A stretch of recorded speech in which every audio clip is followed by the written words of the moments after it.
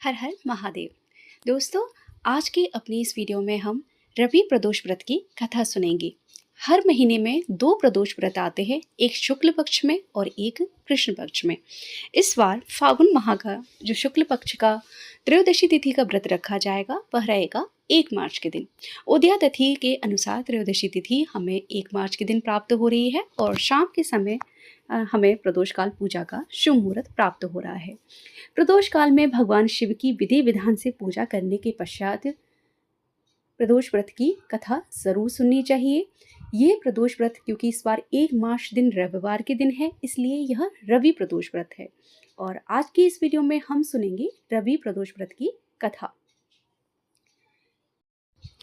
त्रयोदशी तिथि में प्रदोष काल हमें जिस दिन प्राप्त होता है उस दिन के अनुसार उस व्रत की कथा हमें ज़रूर सुननी चाहिए, तभी हमें उसका पूर्ण फल प्राप्त होता है। आज की अपनी इस कथा को प्रारंभ करने से पहले आप सभी से मेरी प्रार्थना है, अगर फ्रेंड्स आपको ये वीडियो पसंद आए तो वीडियो को लाइक करके ज़्यादा से ज़्यादा शेयर ज़रूर कीजिएगा, खासकर शिव भक्तों के साथ में, क्योंकि प्रत्येक शिव भक्त को प्रदोष व्रत ज़रूर रखना चाहिए और प्रदोष व्रत के दिन प्रदोष व्रत की कथा भी ज़रूर सुननी चाहिए। चलिए आज की अपनी इस कथा को हम प्रारंभ करते हैं। एक गांव में अति दीन ब्राह्मण निवास करता था। उसकी साध्वी स्त्री प्रदोष व्रत किया करती थी और उसके एक ही पुत्र रत्न था। एक समय की बात है, वह पुत्र गंगा स्नान करने के लिए गया। दुर्भाग्यवश मार्ग में चोरों ने उसे घेर लिया और वे कहने लगे कि हम तुम्हें मारेंगे नहीं, तुम अपने पिता की गुप्त धन के बारे में हमें बतला दो।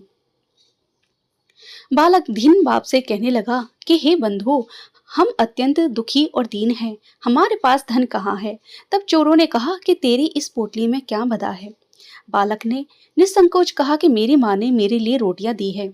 यह सुनकर चोरों ने अपने साथियों से कहा कि साथियों, यह बहुत ही दीन दुखी मनुष्य है, अतः हम किसी और को लूटेंगे। इतना कहकर चोरों ने उस बालक को जाने दिया। बालक वहां से चलते हुए एक नगर में पहुंचा। नगर के पास एक बरगद का पेड़ था। वह बालक उसी बरगद के पेड़ की छाया में सो गया। उसी समय उस नगर के सिपाही चोरों को खोजते हुए उस बरगद के वृक्ष के पास पहुंचे और बालक को चोर समझकर बंदी बनाकर राजा के पास ले गए। राजा ने उसे कारावास में बंद करने का आदेश दे दिया। जब ब्राह्मणी का लड़का घर नहीं लौटा तब उसे अपने पुत्र की बड़ी चिंता सताने लगी। अगले दिन प्रदोष व्रत था। ब्राह्मणी ने प्रदोष व्रत किया और भगवान शंकर से मन ही मन अपने पुत्र की कुशलता की प्रार्थना करने लगी। भगवान शंकर ने उस ब्राह्मणी की प्रार्थना को स्वीकार कर लिया। उसी रात भगवान शंकर उस राजा को स्वप्न में जाकर आदेश देते हैं कि वह बालक चोर नहीं है, उसे प्रातःकाल छोड़ दे, अन्यथा तुम्हारा सारा राज्य वैभव नष्ट हो जाएगा। प्रातःकाल शिव जी की आज्ञा अनुसार उस बालक को कारावास से मुक्त कर दिया गया। बालक ने अपनी सारी कहानी राजा को सुनाई। सारा वृतांत सुनकर राजा ने अपने सिपाहियों को उस बालक के घर भेजा और उसके माता पिता को राज दरबार में बुलाया। उसके माता पिता बहुत ही भयभीत थे। राजा ने उन्हें भयभीत देखकर कहा कि आपको डरने की आवश्यकता नहीं है, आपका बालक निर्दोष है। राजा ने ब्राह्मण को 5 गांव दान में दिए, जिससे कि वे सुखपूर्वक अपना जीवन व्यतीत कर सके। इस तरह ब्राह्मण आनंद से रहने लगा। शिव जी की दया से उसकी सभी दरिद्रता दूर हो गई। अतः जो मनुष्य रवि प्रदोष व्रत करता है वह सुखपूर्वक और निरोगी रहकर अपना पूर्ण जीवन व्यतीत करता है। बोलिए श्री शंकर भगवान की जय। रवि प्रदोष व्रत है फ्रेंड्स, रविवार के दिन पड़ता है, तो रविवार के जो देवता हैं वह हैं सूर्यदेव। जब हम रवि प्रदोष व्रत करते हैं तो भगवान शिव के साथ साथ सूर्य भगवान की कृपा भी हमें प्राप्त होती है। इसलिए दिन के अनुसार भगवान शिव पर कुछ चीज़ें चढ़ाना बहुत ज़रूरी है। जैसे शनि प्रदोष व्रत रहता है, उस समय पर हम काले तिल चढ़ाते हैं। बुध प्रदोष में भगवान के ऊपर मूंग की दाल, शुक्र प्रदोष व्रत में हम गुलाब के फूल, इत्र और चने की दाल चढ़ाते हैं। उसी तरह से यदि रवि प्रदोष व्रत आप रख रहे हैं तो इस दिन भगवान शिव के ऊपर जौ अथवा गेहूं के 21 दाने गिनकर भगवान शिव के ऊपर ज़रूर चढ़ाइए। अपनी मनोकामना को बोलते हुए आप इन दानों को शिवलिंग के ऊपर चढ़ा दीजिए। ऐसा करने से आपकी जो भी मनोकामना होगी वह पूर्ण होगी। खासकर वो लोग जो सरकारी नौकरी प्राप्त करना चाहते हैं, उन लोगों को ये रवि प्रदोष व्रत ज़रूर करना चाहिए।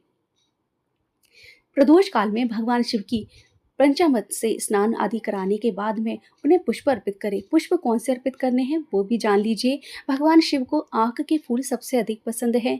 दूसरे नंबर पर आते हैं अपराजिता के फूल। ये नीले रंग का बड़ा खूबसूरत सा फूल होता है। इसकी एक बेल होती है जिस पर यह फूल आता है, तो इस फूल की माला या फूल आप अर्पित कर सकते हैं। यदि इन सब में से कोई भी फूल ना मिले तो बिल्व पत्र तो भगवान शिव पर ज़रूर ही चढ़ा दीजिए। पानी में थोड़ा सा गंगा जल भगवान शिव को चढ़ाएंगे। अच्छे से उनको स्नान कराने के बाद बिल्व पत्र पुष्प आदि चढ़ाइए। उसके बाद भगवान शिव को चंदन अर्पित कीजिए, चावल उनको लगाइए, और क्योंकि रवि प्रदोष व्रत है तो गेहूं या जौ के दाने उन भगवान शिव को अर्पित करेंगे। उसके बाद भगवान शिव का किसी भी फल का भोग लगाएंगे। जो भी उस सीज़न में फल चल रहा है उस फल का आप भोग लगाइए। गेहूं से बनी हुई कोई मीठी चीज़ का भोग हमें लगाना रहता है। मैं अपनी सभी वीडियोस में बताती हूँ कि गेहूं से आप कुछ भी बना सकते हैं।